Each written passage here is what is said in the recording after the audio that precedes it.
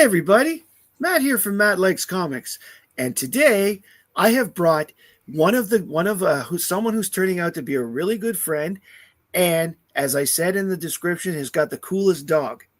So let's welcome to the show, everybody, Chonko, also known as Mike, Chonko Comics and Nerdculture. Hi, Chonko. How are you tonight? Hey, Matt. Thank you for having me back. I guess I didn't no do too terribly before. Oh, you're a fun guest, man. Right. You have a collection that a lot of people like, so I'm very good to bring you on. Plus, you have a personality people like. So some people, maybe some don't. Also helps. So, what have you been up to lately? Work, and I travel for work sometimes.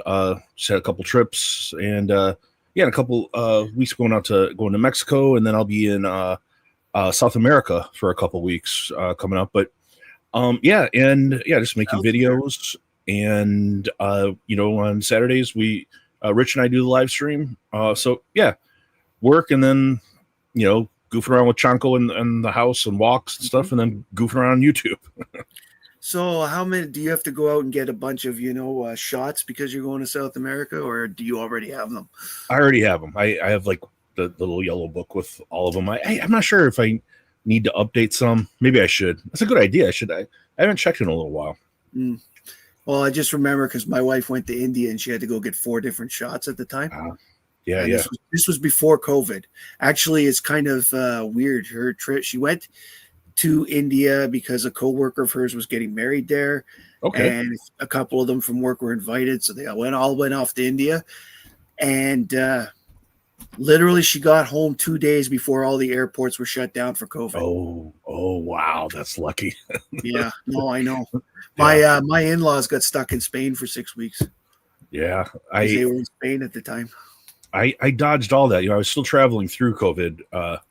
I work in pharmaceuticals and it was critical, and then we were still traveling. But I did pretty well. Yeah, knocking on wood, eh? Yeah. So you have been running shows. Is there any updates with regards to your giveaway? Had the recent one at 555, which Brian LCS won. Win. Okay, sorry, my mistake. You did. No, that's okay. That's okay. I did. I have kind of an informal one that I've been talking about on the channel, and it's I think some people are I think it's rubbed some people the wrong way, honestly. But it's I was saying, for the awards, I was saying, whoever you vote for, whatever it is, I've been telling people to vote for, but if I even win one, we're going to do a giveaway as a celebration kind of a thing, which I think people are taking as a bribe, which I could see how you would think that, but it's really just a celebratory thing that I completely understand that. Can you tell the crowd, for those that may not know, which ones you've made the finals for? 3 categories. So in the under 500 tier for most informative and most entertaining. So those 2, and then best new channel. I was under 500 when the nominations began, even though I'm I think today I was up to like 588. So I'm I've been growing, but for those tiers, I admit I was surprised to be nominated for the most informative and most entertaining. I know people were talking about best new channel, so I kind of knew that was a possibility, but I was pleasantly surprised that it's always good to hear that people like what you're doing. I mean, I was the same. I was gunning for the 1, hoping to get to the 1, and then when I found out I made finals on 2 others, I was like absolutely shocked, especially since there are so many great shows out there. Right. And my Superman show made the cut, and I was really surprised on that. And grateful. Like, don't get me wrong. Like, the surprise was like, oh my God, this is so cool. Right. And even Alan and I were discussing, is like, with all the shows out there, how did that happen? And my theory was, so many people voted for Church that when it came down to the next 4, that well, Matt has Matt has 6, but that's still the 5th highest. This is the joke I made to Alan, right? Right.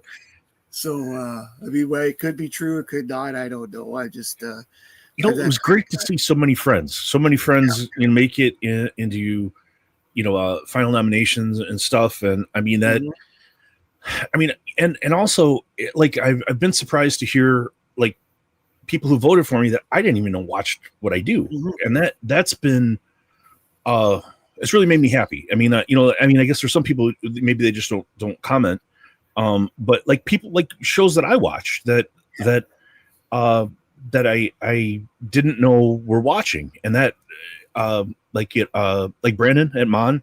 I've watched him for a long time, and I didn't know he was watching. And and Raph watches my show, which I had no idea. And like Bad Spidey, and so I was really happy to hear that. It's amazing who all of a sudden will randomly comment, and that's when you realize, hey, these people are like, for example, for me, I had no idea about Mr. Aiken. And then one day he randomly commented on one of mine. Now I've been watching him for a while, but I had no idea that he followed me. Nice. And and it's the same with like when Brian started going, it's like, wow, Brian's noticed me. And the thing is, last year's awards were when I got to see some people, and I see one guy in the chat I discovered through awards last year, and that's Eamon. Eamon's World. I like Eamon's channel. I voted for Eamon or nominated. It's hard to remember all the categories, but I did. It was either like nomination or vote. I can't remember, but I like Eamon's channel. Yeah. Shout out Eamon. Awesome. So what we're going to do now is, now that I've got a few people in there, let's say hi to the chat. I always like to wait a few minutes just to say in case people come in a little later. So we've got K Munin is first. Hi, Andreas, who's also looking forward to what you brought to the show. We've got Mark's issue with Archie Comics, who's going to be on the show 2 weeks from now. He's next week. I have Archivist Adrift, and then I have Mark after that. I brought some Mark is going to like. Awesome. And we've got Rich. Hey, Rich. Big Yo, Nasty. Rich. Let's see here. We've got Adam. Adam's here. Yo, Adam. Hi, Adam. Watched Adam's video earlier. I just got the notification. I'm going to be watching that after.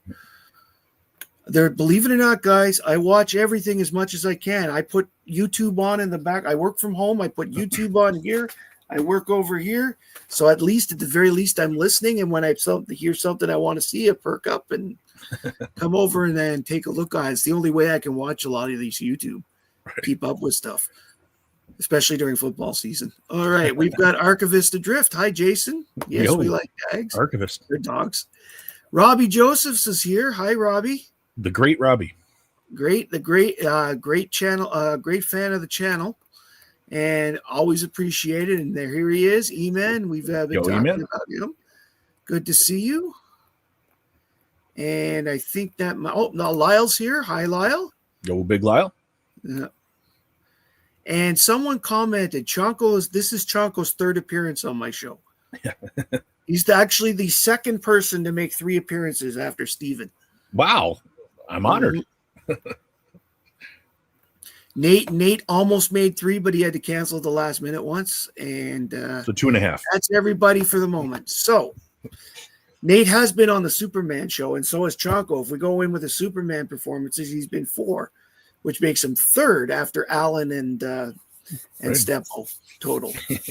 Sprinkling the magic Chonko dust. The magic Chonko dust. Well, I do remember that first night you joined us. I had a ball with what you showed, and that's one of the reasons I got into you and started watching your stuff, because like you were a nice guy and your stuff was amazing and everything like that. Oh, we've got a new person here. Hi, Shoup for Comics. Yeah, Shoup did a really cool picture of me as Ghostwriter, Cosmic Ghostwriter. He's a really good artist. Well, we're going to be doing I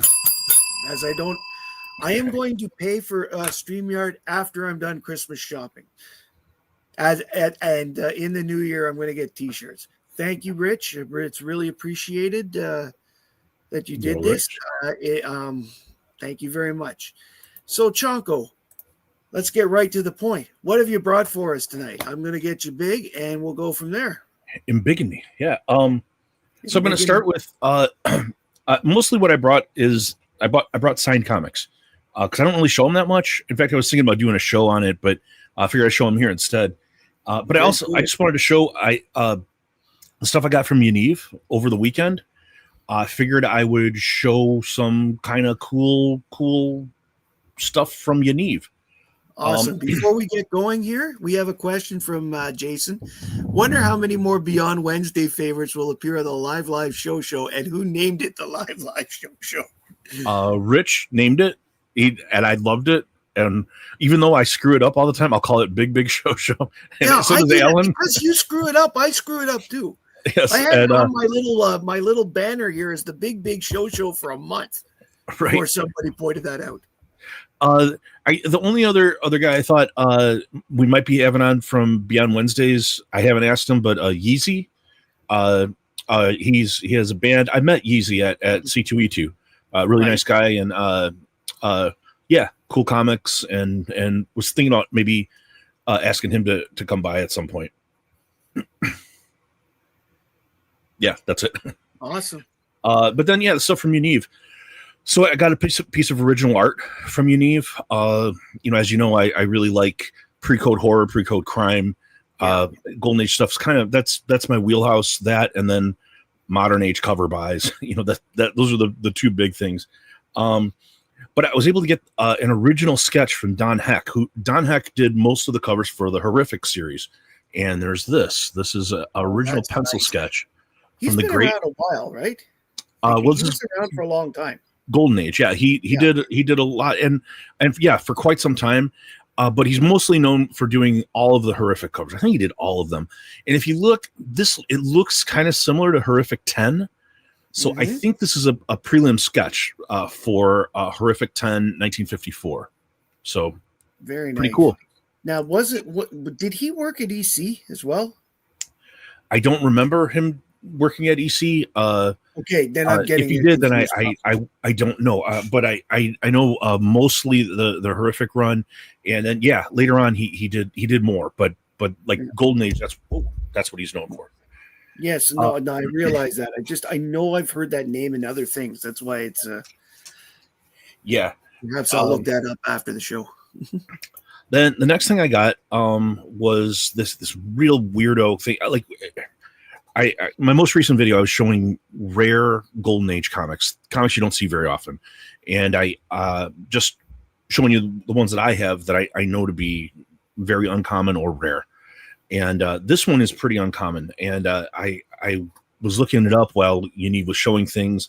And it's really cool. This is from Fawcett in 1940. It's Slam Bang number 3. It's a restored copy, and it's this wild.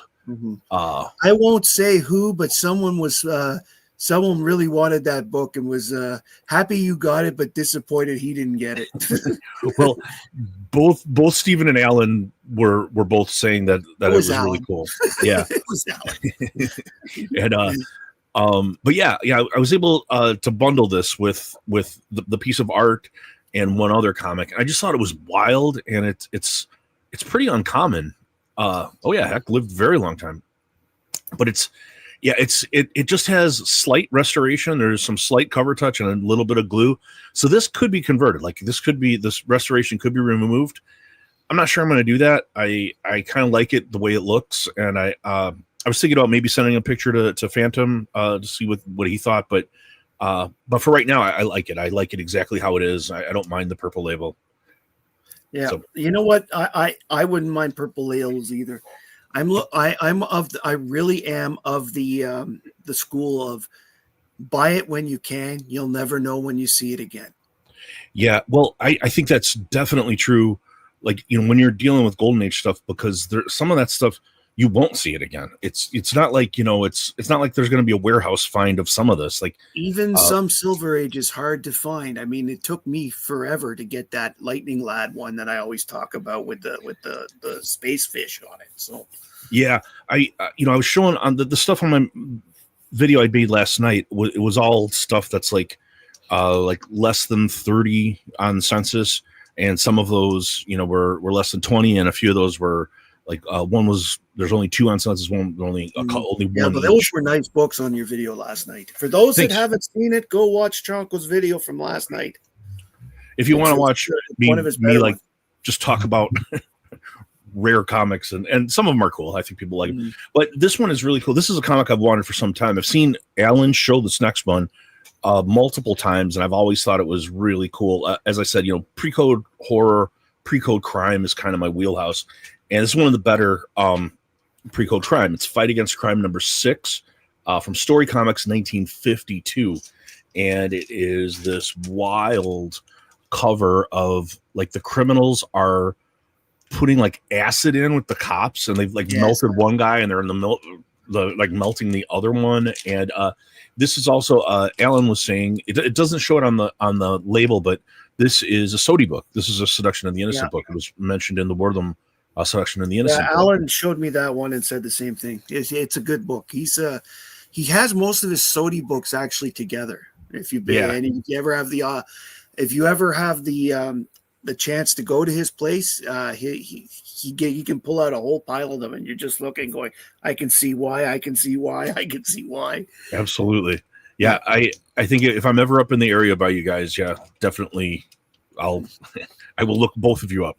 Well, I got to meet Cliff a week on the Friday of Ottawa Comic Con.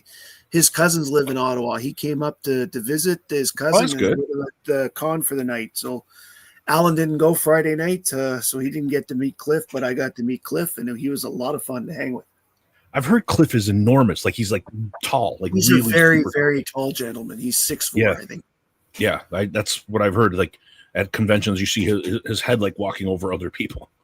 Yeah, well, I mean, where I met him, there wasn't many other people there, so it was easy to spot him. Right. So that was what I got from Univ, was those 3. I figured I'd show them. I haven't even shown those on my channel yet, so you're seeing them for just the second time after that. I couldn't make out what that was. But well, that's the point. It's supposed to be that, roar from the Corral Center. Right. So I'm going to show all signed books from now. Awesome. So this is kind of a classic Jenny Frison. I think it's one of the better Jenny Frison like hero covers. But it's this signed Jenny Frison Harley in the bathtub. Oh, now that's nice. Yeah. I've always liked this one, and found one that was signed, and it wasn't that much more than getting this raw. So I don't have any of her stuff yet, but the more I see with you guys, the more I want some. Yeah, I think she's really super talented. I think she's consistently talented. Like there are certain artists that are hit and miss with me, but I think almost everything I ever see her do is just like absolute barn burner good. But at C2E2, I met Greg Horn. I know I sent you a signed Greg Horn thing. Yes. But I have a couple here that I was going to show you. So this is this Resident Evil that he did.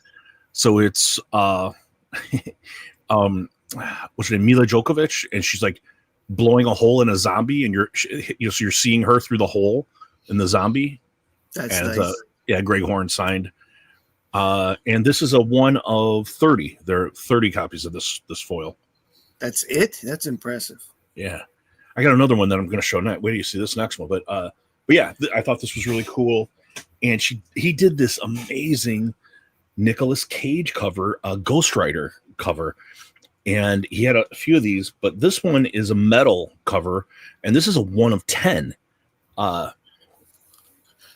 Nicolas Cage. That's cool. Yeah. I'm for such a big comic fan, I'm surprised Nicolas Cage hasn't tried to make a comic book like Keanu Reeves did. Yeah, I mean, didn't he? I think he sold his collection, didn't he? He did. He sold it not too long. He needed money. Yeah, that guy blows through his money faster than I can, and he has a lot more to go through. So, hi, Brian. Hey, Brian. So I got something from Mark here that he might like. At C2E2, I met the great Dan Parent and had him sign some comics. But this is this really cool kind of like speckled foil Sabrina. and he signed and remarked with an Archie with like the love. He's got the love hearts around him, looking at Sabrina on the side. Dan Parent is cool. Really nice guy. I met him on a few occasions. He's really, really nice. Yeah, very, very nice guy. And I thought this was a really cool cover. I got a few things signed from him, one of which I sent to Alan. And yeah, but I thought this one was really, really cool. That is beautiful. I love Sabrina. She's probably my favorite. I mean, I like Betty, but I think I like Sabrina more. I'm a Veronica guy. I do like Sabrina too, but yeah, I've always been kind of Veronica focused, I guess. But yeah, I saw Nate was in the chat, and Nate and I, we both really loved the series Beneath the Trees Where Nobody Sees. Mm-hmm. And this was this kind of like a scary book homage from Patrick Horvath variant, and it's the main character reading Beneath the Trees Where Nobody Sees, and someone in back of it, but signed by Patrick Horvath. Nice. KMU wants to know if they made a Leon version of the Resident Evil cover. No, this was a C2E2 exclusive, and it was just the Mila Djokovic, and all of them were very limited. They did it like, yeah, that was all he had was that one. But yeah, really cool, and I think it's kind of like supposed to be her alter ego. This, like, if you don't know this thing, the bear is a serial killer. Yes. has to put like a public face forward in day-to-day life, being just a regular person, but it has this, other personality. You mean like Dexter? Yeah, it's a lot like Dexter kind of a thing, except doesn't just focus on killing other killers. No, I get that. Yeah, he's just crazy. Yeah. But I brought one for you, Matt, that cool. I know you're going to like. So this, I sent some stuff off early in the year to CGC. They had a couple artists in that were doing some signings, and I had some really cool comics I really wanted signed. So I sent some stuff in for Gabriel Delato and for David Nakayama. And this is one of my favorite Nakayamas. This is Action Comics number 1078, and it's this foil Supergirl in this dress coming down the balcony. Yeah. Let me see if I can make that a little closer. David Nakayama is becoming one of my favorites very fast. It's a foil, really. I mean, it's like chrome foil, so it's really. I know. But I think you can kind of see the balcony, and she's walking down in the. I can see it. I've seen that. Yeah. I've seen that cover. That's amazing. Yeah, really. Cool. Nakayama signed. This is one of my favorite Nakayamas. Actually, I think it's just beautiful. So that's beautiful. Oh, I figured you would dig that. And my life is enriched having seen that. And I'm not being sarcastic. And then, for the same signing, I sent in for Gabriel Gelato. I love Gelato. I think what he does is really, really cool. But I was looking for different books that I had that I thought that were just really cool. And one of the ones that I sent in this is one of my favorite covers, and it's underrated. Not a lot of people know about this one. It's Batman 108. And it's this really cool, let me see if I can do like this, maybe a little bit, maybe not. Hold on. I'm trying to, it's dark. The same problem when they're shiny. Yeah, it's dark too, but it's this Batman, and he's kind of in like these flames with these glowing red eyes with like these leathery bat wings. That is cool. And and Nakayama, Delato signed it in this red ink on it, on the black. But yeah, I love this cover. So I'm sorry. Really cool. It's easy to see the signature. Yeah, it's so dark. It's always a tough thing with Delato, is because his covers a lot of times are very dark. It's tough to show them, but I think you can kind of make it out when I'm showing. Maybe there, that might be a little easier. Yeah, that's much better. That's easy. Yeah, but now almost like a Dracula pose with his cape, going through the flames. Like bursting through the flames. So, yeah. Thought that one was badass. It is nice. Then this is another shiny one. I don't know what I was thinking picking all these shiny ones. But this This one is a Harley 30th anniversary special, and it's signed by all the people that worked like up until that point, I guess, on the Harley series. And so it's this. It's like a birthday cake, and like all the characters are gathered around her.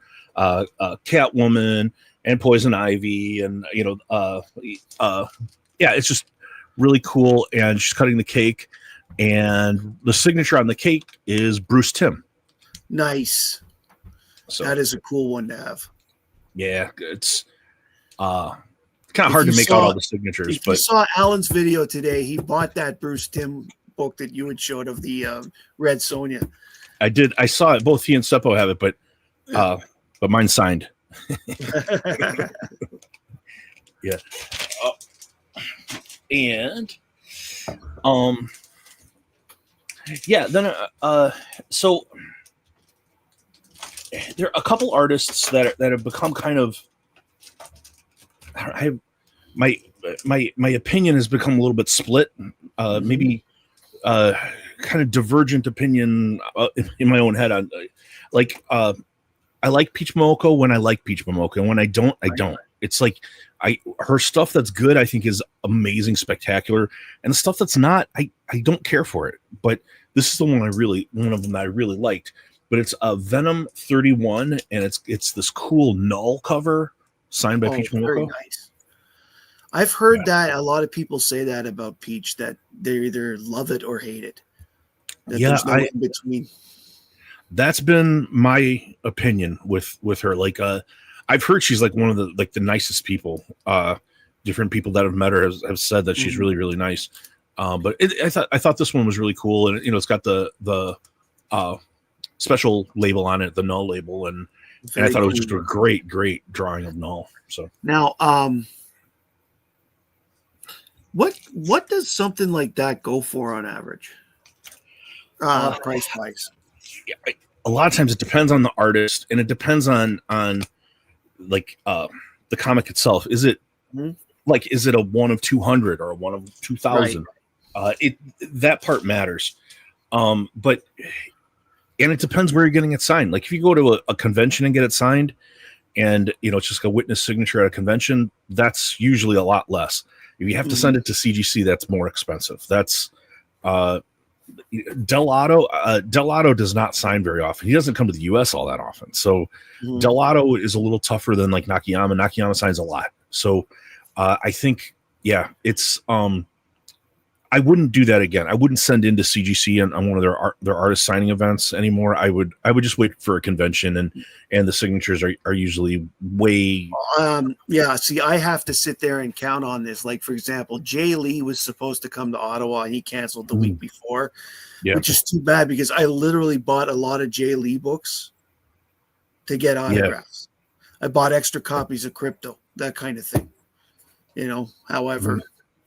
Yeah, I planned to give them in giveaways, because they would have been cool, but doesn't happen. It didn't happen. Yeah, I like those covers he's doing. Mark Bagley did make it, but I didn't have anything he did.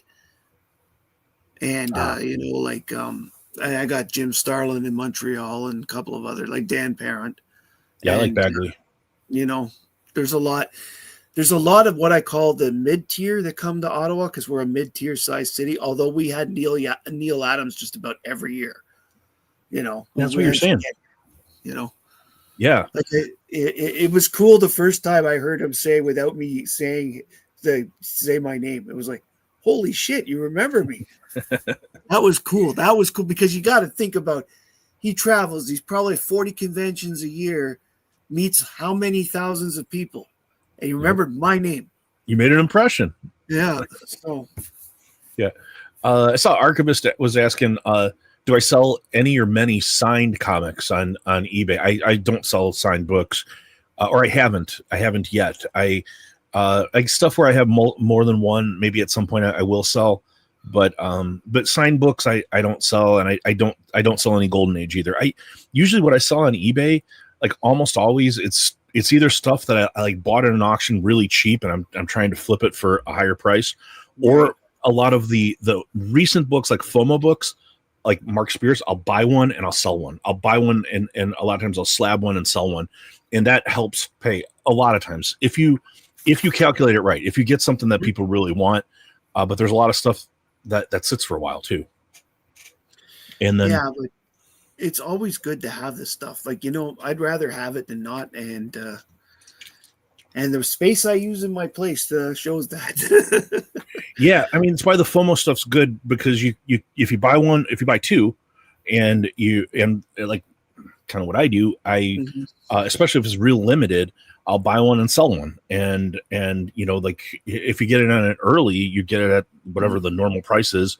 A lot of times that stuff goes up, and you help fund your hobby that way if you do it right. Thank you, Lau. Yo, Lau. Any particular signatures contemporary you two are looking to get but are hard to find? Well, to be honest, I haven't thought about it, because I am only just getting into contemporary artists myself. And actually, I have Chonko to thank for a lot of that, because I didn't know about Mark Spears until Chonko showed his stuff and talked about him. I barely knew, I only knew David Nakayama's name because Steppo does the whole repeating thing. David Nakayama. So Right. That made it stick. And you're the Svetlana there from the Ukraine that you like. Sveta Shubina. Sveta Shubina, if I didn't hear, you have shown me that, and I like that sort of thing. So I can't honestly say, Lau, any contemporaries that I like per se. It's a case of when I see them at the shows, oh, I like this person, that kind of thing. You, Chonko? Yeah, Shubina. I really would like. The only Shubina comics that have made it to the U.S. that are signed were during San Diego Comic-Con. She sent some stuff over with the Beyond Wednesdays guys, and the Suspiria, who I think is another one of the greats that's working right now. I was disappointed. She was going to be at a horror convention that I went to earlier, in the spring, but she canceled. And I think she's starting to come back to the U.S. now, so hopefully that's all passed, and be able to meet Suspiria. But those two I think are the two signatures that I don't have that I would like. I've got a lot of the other kind of living artists. I wouldn't mind getting a Jim Lee. I wouldn't mind getting a Jay Lee. As I said, I wanted to get Jay Lee's. I have a Jim Lee. Jim Lee, though, is extremely expensive, and he goes to very few places now, and only the big cities. Like, he was in Toronto apparently, or either he was in Toronto or he canceled last minute. I don't remember exactly what happened, but that's the only Canadian convention he was listed at all year. So, right, Jim Lee would be cool too. I like his work. Let's see here. If I had to think of more recent people, I do like Romita Jr. Sure. And okay, so Lau says he was at Fan Expo, so he did make Toronto. Cool. Because Lau went, so he would know that. I don't know. I think it'd be cool to meet Todd McFarlane. Oh yeah, I've got a couple of McFarlane. I hear he's a lot of fun and he riot. Yeah, he's also a guy who gives time to people. I've been surprised. Sometimes you'll see him show up on very, very small type, podcasts and stuff. David Finch would be cool. I like Finch a lot. What does Finch do? Well, he did Batman. He did a long run on Batman, okay. And then he and Kirkman are doing a series that's just coming out called Skinbreaker for Image. So, written by the great Kirkman and drawn by Finch. It's going to be good, I think. Awesome. See, Robert Kirkman, I got a chance to meet. Same with Tony Moore, because they both came to Ottawa. And I got to, the line was too long for Kevin Eastman. I did get into it, but I had to leave because he was talking to people a lot, so the line was taking forever, and I really had to go to the bathroom. And once I left the line, I lost my spot. No one let me back in. Yeah. So at that point, I gave up because I saw that the line had gotten even longer. So it was like, okay, well, I guess I'll have to hope Eastman comes to another con. But yeah, no, there's that's the thing. Me being such a big Silver Age, Bronze Age guy, most of my favorite artists have passed on. Mike Grell is one. If he was to still, I don't think he's working much anymore though. But Mike Grell, I've had the honor of getting things done by him. So I still would love to hang out with him again. And I consider myself lucky to have gotten to meet Jim Shooter before he went. I have a signed Jim Shooter. I didn't bring that in. I have a signed Shogun Warriors #1 from Jim Shooter. Mm-hmm. I didn't bring that one in, but one of my favorite Legion books. It's in the boxes right now. Mike Grell did the art, Jim Shooter did the writing, and I got both to sign them. Really cool. So, I think for me, it's like, it's less about who the signatures I want to get and more about interviews I want to do. Like, so we've been talking to people on the show that Rich and I do on his channel, on Big Nasty's channel on Saturdays. This week we're going to have Sukesha Ray is coming on, and we've had a couple others. There are people who I think would be really interesting. I would love to talk to McFarland, of course. I would love to talk to Liefeld. I know a lot of people are not a big Liefeld fan, but I think he's fascinating. I think he'd be fascinating to talk to and interview. I'm not so sure that, I have some of his stuff. I mean, I read Brigade. I've read Brigade. Okay. Yeah. But the big one, though, would be Dave Sim. Dave Sim above everything. That one you'd have to be, I would think you'd have to be in the right mood for that guy. I would have to, and he wouldn't come out. He doesn't use computers. So it would be a matter of going up there and interviewing him. I hear he's so hit and miss. He's bipolar. I've heard he's bipolar, and I believe that. Some days he's great, and other days he's not. And this is from people talking about conventions for the 40 years, because in Canada he did a lot of conventions before he got really big. Like Cerebus had started, and he did a lot of conventions around Ottawa, Toronto, Montreal, London, Windsor all the time.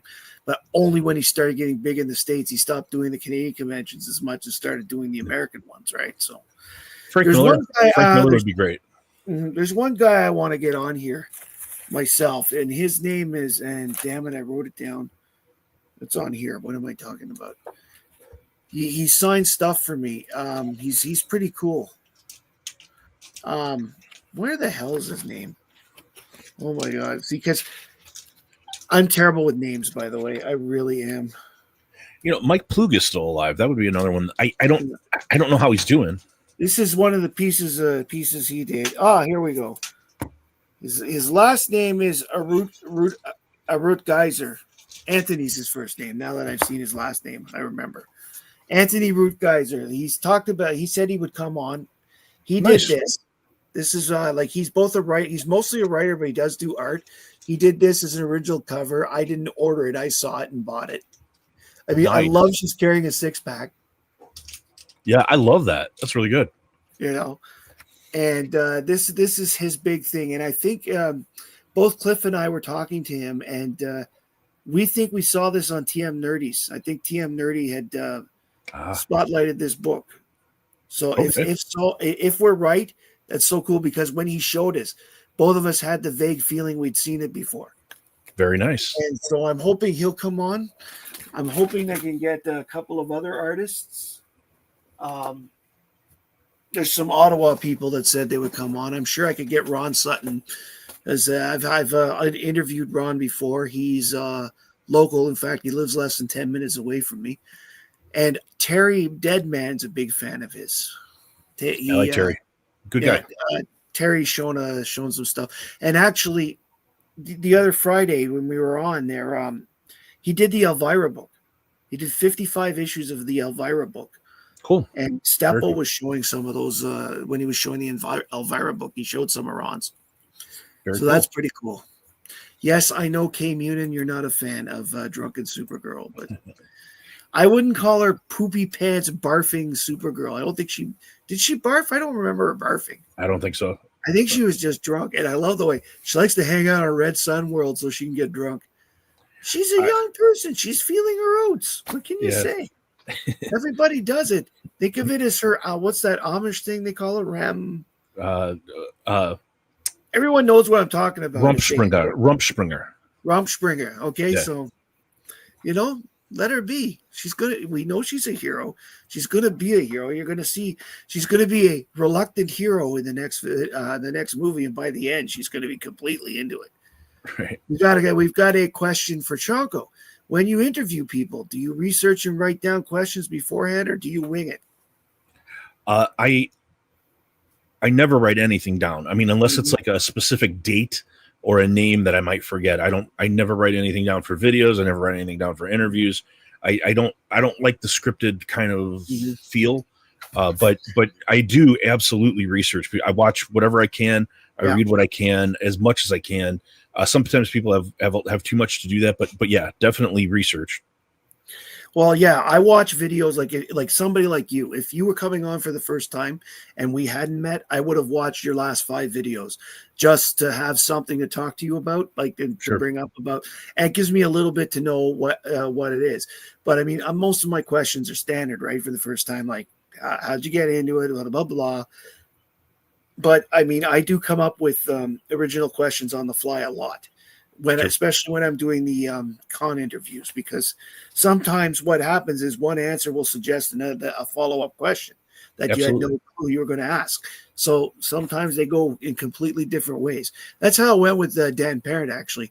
I was going one way, and then he answered something, and we went completely different. I had actually had prepared questions for him. I got to ask 2. of the 6 I had prepared, because we went in a complete different direction. So I had to, do it on the fly. It's what the live TV is all about. Right. And that's what I mean. This is this and Superman, my only live shows, but I treat my videos as if I'm on camera going, hey, everybody. Da, da, da, da, da. That's why I don't edit, because if I screw it up, oh, well, there it is.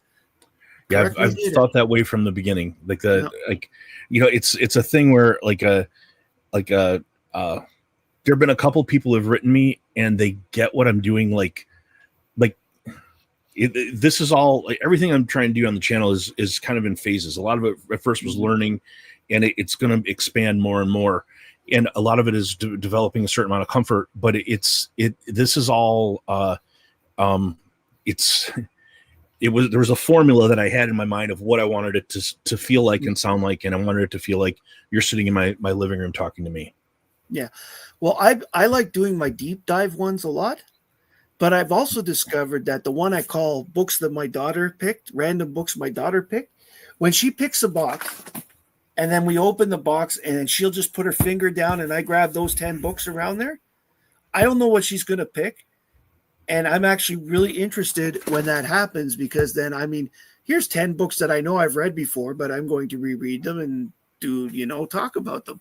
Sure. And I kind of like that in a way, because even I don't know what she's going to pick when she comes down. And I'm not saying pick this one, or I'm not doing it myself. I'm bringing her down. She'll go, okay, take box 36.5, for example. And I'll take it out. And then I say, okay, pick. And she'll actually sit there and go thump. And it's fun. It's something we do. It makes her feel like she's part of the channel.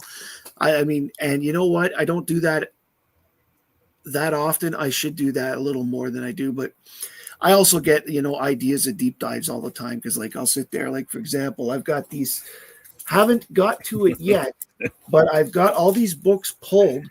They're all Silver Age DCs that that are what I call not the way I put it is they're not the typical story books. Like you've got in here Fox and the Crow, Jerry Lewis, Sugar and Spike, Creeper, things that aren't your typical DC fare, but we're out. And so I'm going to deep dive those in one video, and do a basically call it, off the beaten track at DC or something to that effect, because there was a lot of titles like Captain Storm and all these other things that had 10 issues in the 60s, or Brother Power the Geek that had 2 issues in 1968. That a lot of people have heard the name, but they don't know anything about it. Sure. Joe Simon's attempt at something. Actually, I find that Joe Simon, I don't know what it was about him, but he didn't work very long on any one project, it seemed. Kirby got some long-term stuff, but Simon, he gets 5 issues here, 10 issues there, 2 issues here, and then moves on and moves around and moves around. He made a career out of it, but it's hard to find Simon art compared to Kirby. Absolutely. Do you want to see some more books? Yes, I do. I will make you big. All right. Then another one that I was talking about, two artists that I think I've kind of diverged on my opinion. The other one is J. Scott Campbell. Like I loved J. Scott Campbell for a long time, and I've fallen out of love with him recently. I don't like what he's doing right now. But this one's really cool. This was Avengers #1 from 2014, and it's the Stan Lee sketch edition, and he has Stan Lee sketched with all the superheroes around him, and like the female heroes hugging on him and everything, and Campbell. Kind of this like height of J. Scott Campbell's powers, I would say, right in that 2014 range. So yeah, I thought this was a really cool one, kind of a Stan Lee homage cover. Mm-hmm. So I figured I'd show that one. Then you brought up the great Neil Adams, and I have House of Mystery #179. No, this one's notable for a couple of reasons. Not only is it a Neil Adams cover and it's signed by Neil Adams, but this is the first comic book work that Bernie Wrightson did. So it's wow. Kind of cool for a couple of reasons. Signed Neil Adams. Neil Adams did the cover, and then inside here's Neil Adams' signature, and then Bernie Wrightson did. I think there's like a sketch that appears in like a Creepy or something, but this is his first like actual work in a comic. That is nice. That is a good book to have. Yeah, and 7.0, really cool. That's pretty good. And a friend of our channel, one of the people that we interviewed, is a contemporary of Art Germ. They work together in Singapore, but our good friend from the interviews that we do, Kendrick Lim, Kunka, and Kunka did some signings and signed in this. This is a Street Fighter swimsuit special, and it's signed by our buddy Kunka. Very nice. And now that you say that, Art Germ is one of the current artists that I really like. I do too. I think Kunka is every bit as good, in my opinion. Yeah, he sure looks like it. They look like they have very similar styles, and that's pretty cool. They do. And when we talked to Kunka, I asked him what does, like, thematically, what does he like to draw? And he was pretty quick to say hot chicks and monsters is what he likes to draw. And I was like, that's exactly what I like. That's your entire collection. I was like, that's why I like you, man. You like to draw what I like to see, so yeah, that was kind of cool. And then I just had a few more, but another one of the greats, and it's one of my favorite stories ever of all time, and it's Dark Knight Returns, Batman. This is Frank Miller. Frank Miller. Love his writing, not a fan of the art. Oh, well, I mean, a long time ago, Frank Miller was amazing. He's just infirmed now. Like, he really is, he's sick. I mean, but yeah, I mean, the art in Dark Knight or in Daredevil way back then, I thought that was all fantastic. But yeah, the recent stuff is kind of rough. It's hard. I did like Sin City. I thought his style was great for Sin City. Yeah. I think he's probably been feeling bad for some time. Or the covers for Lone Wolf and Cub are amazing. Those are fantastic from the 80s. But I think he's been feeling bad for a while. Like, if you look, there are a lot of times where he's got another artist working for him. Like, if you, I just ordered the Hardboiled stuff with where Jeffrey Darrow did the art, and that is unbelievable. And I did talk to Jeffrey Darrow at C2E2. That would be another great interview. You talk about someone who's really, really seen stuff. I mean, yeah, Jeffrey Darrow, there was nobody at his table. There was like a couple there, and I sat and talked to Jeff Darrow for like 15 minutes and just like undivided attention, telling me stories about Frank Miller and Mobius for like 15 minutes. It was nice. Very just nice. Bananas. I was just like, oh, tell me more about Mobius. I was like a 14-year-old girl meeting a boy band. It was sick. But then one of my favorites, one of the ones that you guys know that I love and that I've been kind of pumping the tires on for some time. This is Mark Spears, Monsters #2. the creature, and it is signed and remarked and personalized from the great Mark Spears. Yeah, and it's your fault that I like him because you're the one that pushed him on me, and I love it. He is great, and this one's great. I love the black and white. I love that.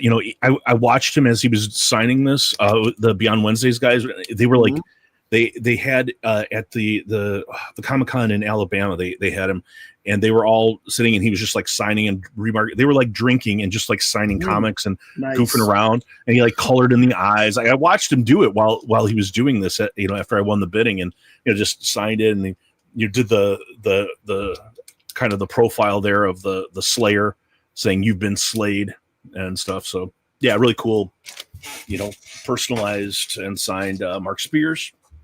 And I got one more. One more? Okay, yep. I'll make it big. And you mentioned Kevin Eastman, and it's Kevin Eastman. Oh, yeah, this is nice. A Last Ronin magazine size edition. And nice. Signed by this foil, hard to see, but yeah, by the great Kevin Eastman. So magazine says, I figured I'd show that one too. So that's what I got. Cool. Chonko, thanks for coming tonight. Really appreciate it. For those watching on the replay and for those that are here now, I'm at 686 subs, which makes us 114 away from my giveaway. Let's hope that goes by soon. I'd like to do that by Christmas. So let's get on out there and, tell your friends how cool I am and all that other stuff. Or you can tell your friends I'm uncool too. That I get that at home all the time. So, Papa, you suck. Anyway, thank you very much, Chonko, for showing up today. As always, you are a wonderful guest. And, Big Nasty is saying he'd like to get him to his show too. Jeff Darrow, yeah. I don't think he's on social media, but just one reminder for everybody, please, Saturday, watch the stream on Big Nasty's channel. We're going to have the great Sukesha Ray. She's a great artist. She's working on a lot of really super cool stuff, DC and Image and Dynamite. Very, very talented. And I think you're going to like her a lot. She's really, really very funny, very personable. I've talked to her a few times. Adam has talked to her as well. She's really super personality, and she happens to be very attractive too. So come and hang out and talk to Sukesha Ray. You guys are going to like her a lot. And there will be a Sunday Superman show this weekend at 9 p.m. Eastern on Sunday. And I'm leaning towards Jimmy Olsen as the character du jour. So come and join us then. I'm not sure who's coming. I've got a feeler out to a couple people. I don't know. I can't say yet who's coming to the show, but as always, I'm sure they're going to be awesome. Thank you, everybody, for coming tonight. If you're not doing anything, go join Hagen's Return on FOMO Squad. He's coming back tonight. If you haven't seen, go check out on Nate on Halyaz's channel, the FOMO Squad. If you got nothing to do next, I tell you to go that way. My name is Matt. Thanks for coming. I like comics, and I hope you do too. Bye, everybody. Bye, everyone. Thanks.